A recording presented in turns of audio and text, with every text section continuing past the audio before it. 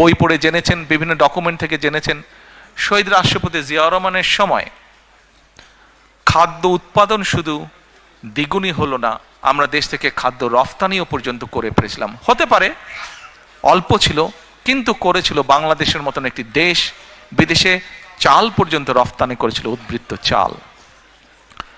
প্রিয় ভাই বোনেরা, আমরা দেখেছি কিভাবে ধীরে ধীরে সেই সময়ে গড়ে উঠেছিল মিল, কলকারখানা, যেখানে উৎপাদিত হতে লাগলো বিভিন্ন দ্রব্য, যেখানে আস্তে আস্তে মানুষের কর্মসংস্থান ব্যবস্থা হতে লাগলো। তার ফলে ধীরে ধীরে মানুষের অর্থনৈতিক যে মেরুদণ্ড, সেই অর্থনৈতিক মেরুদণ্ড মজবুত হওয়া ধরল। কিন্তু আমরা কি দেখলাম 1981 সালে? ষড়যন্ত্র বাংলাদেশের বিরুদ্ধে থেমে ছিল না। শহীদ রাষ্ট্রপতি জিয়াউর রহমানকে হত্যা করা হলো।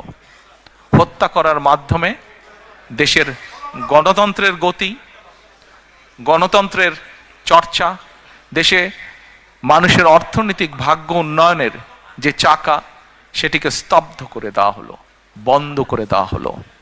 তারপরের যুগ আপনারা দেখেছেন, সামরিক শাসনের পরে স্বৈরাচারী এক সরকার ছিল দেশে, গণতন্ত্রের নামে প্রহসন আমরা দেখেছি।